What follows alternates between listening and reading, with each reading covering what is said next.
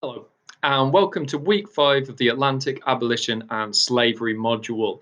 This week, we're going to be looking at the individual narratives of slaves who became free and learned how to write, because this is the first time we really begin to get the perspective of the slaves. Everything we've been doing so far has been from the colonizer rather than the colonized.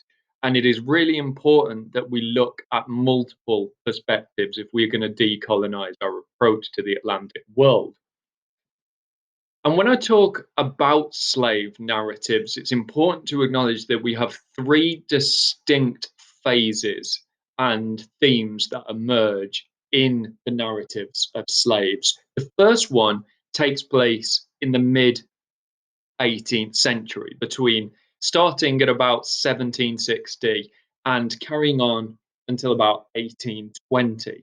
Now, these are what known as tales of religious redemption. They are traditionally categorized by people who were taken from their homes in West Africa and eventually end up in Britain.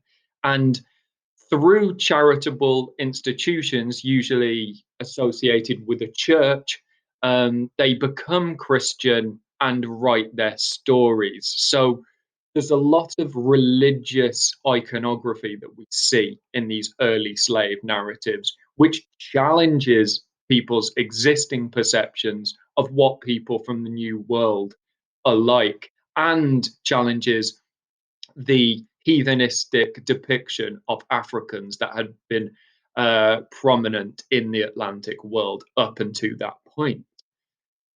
Then, between 1820 and 1860, we move away from a British centered slave narratives and it moves to slaves who are being transported internally through North America in the deep South states. And this is when you get slave narratives that become more fictionalized and used as a political tool against abolitionism. In England, the slave trade is ended in 1833, but it continues in America. And that's why you get a shift from slaves who've ended up in Britain to slaves who have ended up in America. And we lose some of the religious themes and it becomes more political. Then the final phase of the slave narrative is strongly after 1865, and that is because that is the end of the American Civil War and slavery becomes illegal throughout America. And this phase is known as the Tales of Progress. And this is slaves who were born into slavery and became free as a result of the end of the American Civil War and them talking about the Reconstruction era in America, reflecting on slavery and the challenges that faced them. So these are the three narratives, and in today's lecture, I'm going to go through each one in turn and explore them in a little bit more detail.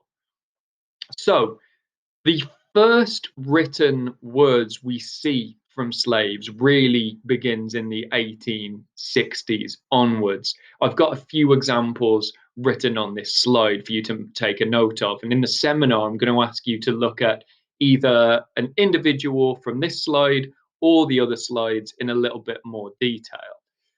But these slave narratives become very popular in England specifically. You do get them in France, Spain, and Portugal, but in England they become especially popular and they are usually from the perspective of people who were taken from West Africa. And in terms of gender, it is almost exclusively men that we see in the English slave narratives. The most famous example is someone who I've already mentioned on this course and will continue to talk about throughout. And of course, you have a question specifically on him is Oludar Equiano. And I'm just going to go through his extraordinary life because it is one of the earliest tools to a historian to understand the experiences of slaves. So Equiano is born approximately 1745, so really at the height of when Britain is transporting slaves. And his retelling of his childhood is one of the only examples we have of what African tribe life was like. And he's born in the Kingdom of Benin, which is actually now Nigeria. And he retells numerous stories of how other tribes would come to theirs and try and steal children and men. There was almost this constant process of war that we've talked about occurring in Africa. Eventually, one of these raids is successful, and when he's about 10 or 11 years old, him and his sister get taken from their village. But what you might not have realized is that they're not instantly taken to the coast. It takes them about 6 months to get there, and they are passed between various slave traders within Africa first. Um, and it is not just Africans selling to Europeans at the coasts, but between each other as well. Him and his sister actually get separated during this period. And by the time he reaches the coast, he's completely on his own at about 11 or 12 years old. So you can imagine how terrifying it was. He gets taken to Barbados, which is a colony we've spoken about a lot, as it's the first ever slave society. But this is where Equiano's experience differs from a lot of slaves. As he was young, he wasn't ready to work in the fields, and he actually avoids that and gets sent on to the colony of Virginia. And what I want to get across to you in this narrative session is that slaves are sold multiple times. We need to move away from the idea that they're bought from Africa and stay in one place their whole lives. As the people who buy them lose money or make money, they sell them on. So he ends up in Virginia rather than working in the fields. And slaves become popular with British and American naval soldiers as they are used, especially children, to run administrative tasks on ships like fetching weapons, fetching ink so they can write letters as well. So that's what Equiano spends his first few years as a slave doing.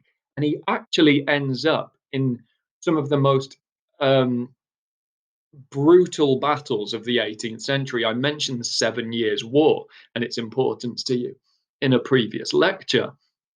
And he's actually present at the siege of Louisbourg in 1758. So he's only about 13 at this point, and he is on a ship that is fighting naval battles. It is during this time, and he does a good job for Pascal. And Pascal decides that he's going to send him back to England so he can learn English. Because until he learns English, he's not going to be completely useful to him. And it's also incredible to think that during these battles, there was that language barrier. He didn't know what was going on. It must have been terrifying. So Pascal sends him back to England, where he is taught English by his cousins and his godmother. And Equiano is heavily influenced by the Bible. It is used as a translation tool, and it becomes incredibly important to his own personal beliefs and theology. Now, despite Pascal being fond of Equiano and sending him back at great cost to teach him English, he ends up selling him. And Equiano heads back to the Caribbean for a while. But once again, he avoids working in the fields and he gets sold to a Philadelphian merchant this time. Slaves are also popular with merchants for the same reason naval officers like them, to run administrative errors. And as he spoke English, he was a very valuable slave to a merchant. And Equiano ends up working on ships and in stores in Philadelphia for Robert King. And Robert King actually teaches him how to write so that he can be useful in the store. And he's so good at what he does, he allows Equiano to keep some of his money and also begin his own trading network. And he becomes an adept merchant himself. Eventually, in 1766, so by now he's 21, he has saved up enough money to legally buy his own freedom. which very few slaves have done. So, despite the horrors of his early years, he's actually been granted opportunities few other slaves have. And with this money, he decides to head back to England because he loved it so much when he was there.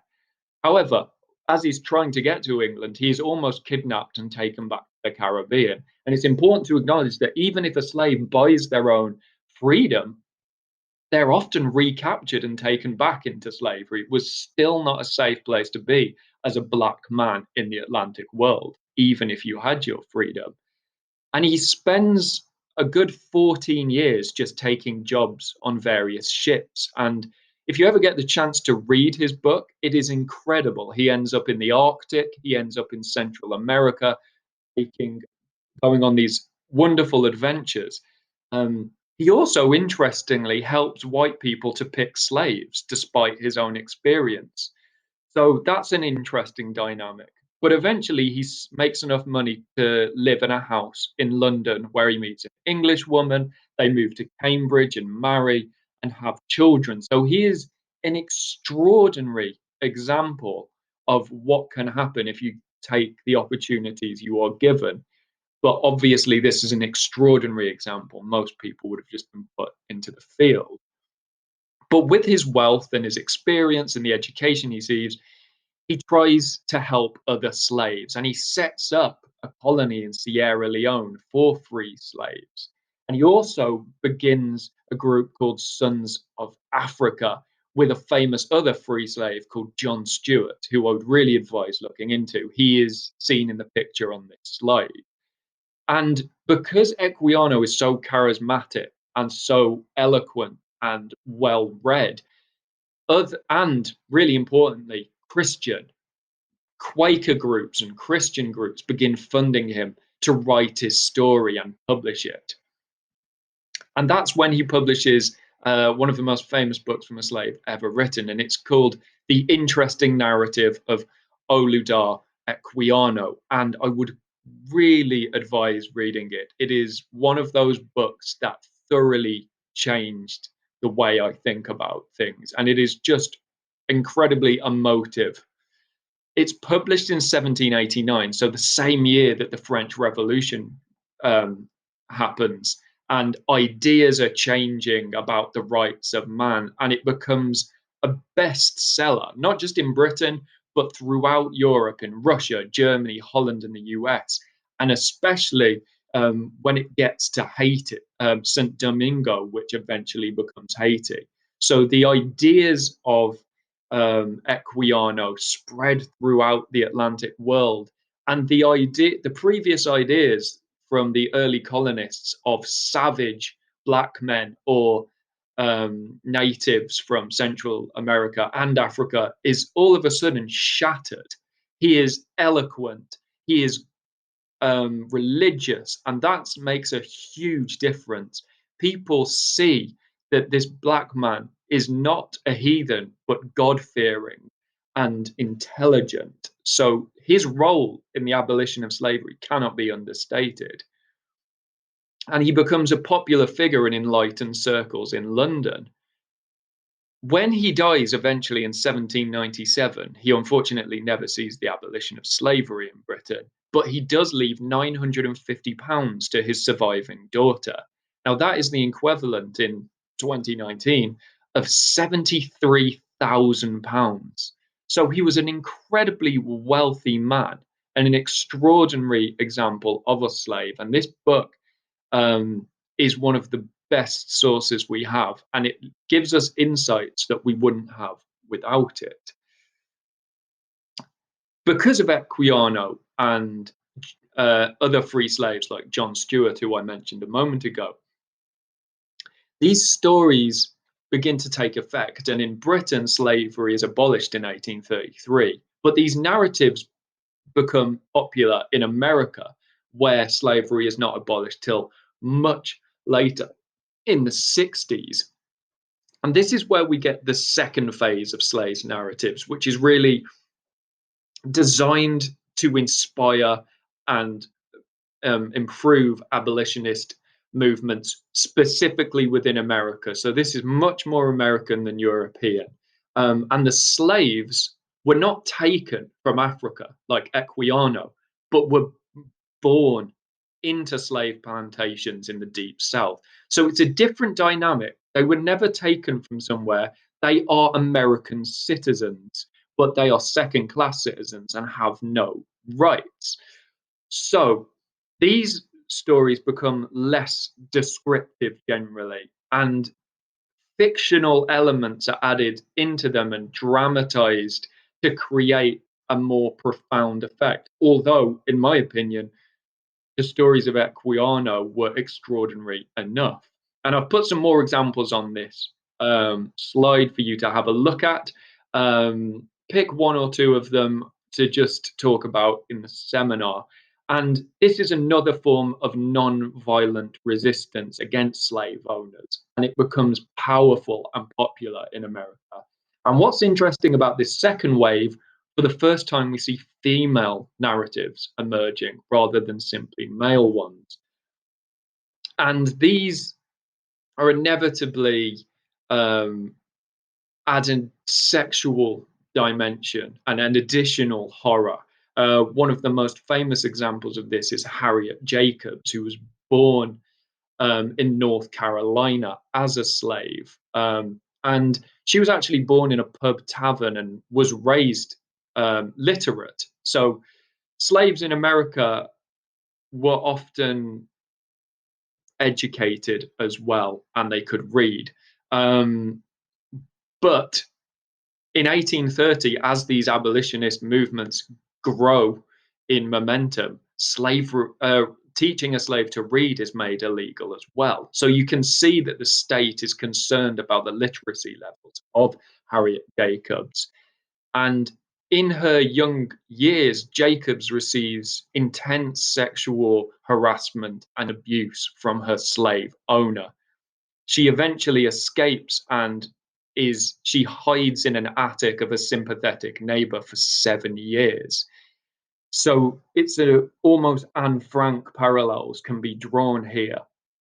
But to punish her escape, James Norcom manages to find and sell her children.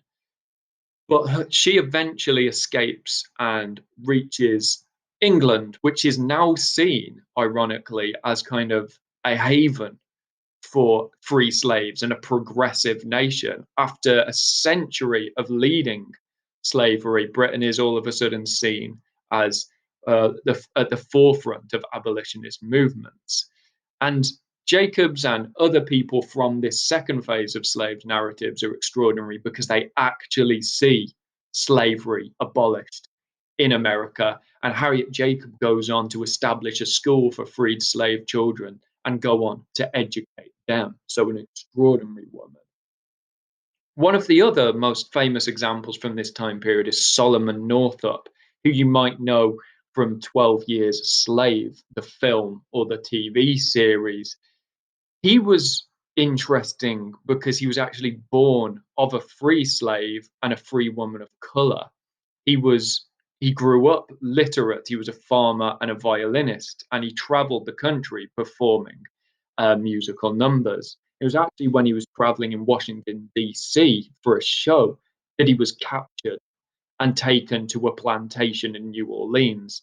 But unlike the examples we've explored so far, Solomon Northup actually works the fields picking cotton, like many other slaves would have done in this time period, because not actually many of the slaves we have narratives of did that stereotypical job of harvesting cotton. But Solomon is interesting because his life exposes the deep political divides between the North and South in the United States of America. The North wanting to abolish slavery and the South wanting to keep it because it was so integral to the Southern economy. And he eventually, through a trial, when it's revealed that he was kidnapped into slavery, is eventually freed again. So that shows how racialization is still very much a part of American society. Then, even if you were a free slave, you could be captured and put into it. What is interesting in this second era of slave narratives is that you get slave narratives that are not written by slaves. One of the most famous examples of this is Uncle Tom's Cabin, which was written by a Christian abolitionist called Harriet Beecher Stowe. And she was very passionate that slaves should be freed. And she writes a story about a sympathetic slave called Uncle Tom. And she does this because she wants people to see what they've experienced and sympathize with them. And it becomes the best selling book other than the Bible in the 19th century. So it's unbelievably popular and distributed widely, and as a result, has an enormous impact, and more people become abolitionists. But it is incredibly controversial at the time, as well as in retrospect. The idea of a rich white woman writing a story when she had never been to the Deep South or interacted with slaves. So she didn't know what it was like to be a slave. And she also made money off selling this book, which made a lot of people angry, especially freed black men and women. Her caricature of the slave has also been called offensive. Uncle Tom is incredibly passive and friendly to his slave owners, and this was done to be seen as sympathetic. But slaves and educated black men began to use Uncle Tom as an insult for someone who was too friendly with their owners. So it's a complicated issue, but it does go to highlight how abolitionism was becoming more popular, although there were a number of racialized stereotypes even within the work, even if she was trying to do a good thing. Um, the Uncle Tom stereotype became popular through minstrel shows and other racialized portrayals of African American men. It also ends up provoking a plethora of anti Uncle Tom literature. So, white slave owners and pro slavery proponents were furious about Uncle Tom and these slave narratives coming out because they feared for their businesses. And I've put a list of a couple of examples, the most famous of which is probably William Sims' The Sword and the Dice Staff, as well as Caroline Hentz, the Planter's Northern Bride. And they try and create a sympathetic image of slave owners. They talk about how the economy of the South would fall apart without it, and actually how slaves needed guidance in the world. So that builds on the idea that the white man should guide the black man and woman and civilize them, and that without the white man's guidance, the slaves would fall apart and become criminals. So it's a tool of propaganda against the abolitionist movement that is growing in momentum. There are also strong undertones of that age old adage that black men were sexually aggressive. And you have portrayals of white women who fear them and might be abused by them. So this literature grows as a result of the second wave of slave narratives. And then finally, you get the third wave of slave narratives, which is from 1865 onwards. I'm not going to go into the ins and outs of the American Civil War today because it's an incredibly big topic. But as a result of it, the Confederacy is defeated and slavery is abolished in America.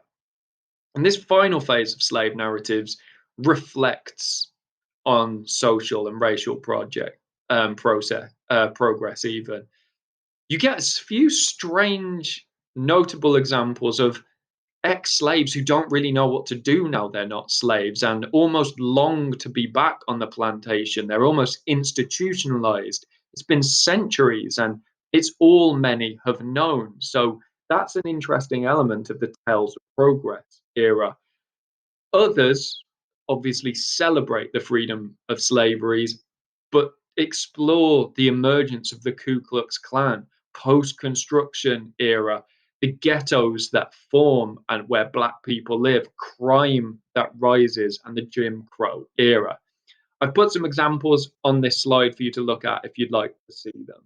But one of the most famous third wave slave narrative authors is Booker T. Washington, who's an extraordinary individual who was himself, again, born into slavery in Virginia, but he actually grew up during the American Civil War in a slave state and seeing these new debates around the rights of men and slavery. As a child, he worked in salt furnaces and coal mines doing hard manual labor, but he was one of the first slaves to be given access to free education. And he has this extraordinary story of becoming an incredibly influential spokesman for the Black community. And he gets involved in politics and liberal and progressive values that are not just extended to um, Black slaves, but all kinds of minority communities. And he helps Roosevelt get the Black vote as well. So you can see the extraordinary progress that is happening from Equiano all the way through the second wave and into the third wave with Booker T. Washington. So hopefully that has highlighted how slave narratives give us an insight into what it is, into the experiences of slaves, and how the experiences of slaves changes throughout the late 18th and early 19th and into the 20th century. So you can see civil rights movements changing throughout this time. Put my concluding points on this slide that you can pause and have a look at later. For the seminar, it's really important that you read James Olney's I Was Born, Slave Narratives, Their Status as Autobiography and as Literature. That's available on JSTOR. I also want you to look at one of the additional slaves' lives that I haven't expanded on in this lecture, so we can compare and contrast the experience of different slaves. And then I want you to think about what the differences between three eras of slave narratives are and what they reveal about the changing Atlantic world. And then finally, as I do quite a lot with you, I want you to think about the strengths and weaknesses of the sources and specifically slave narratives as a historical source. So we will talk about that next week. Thank you.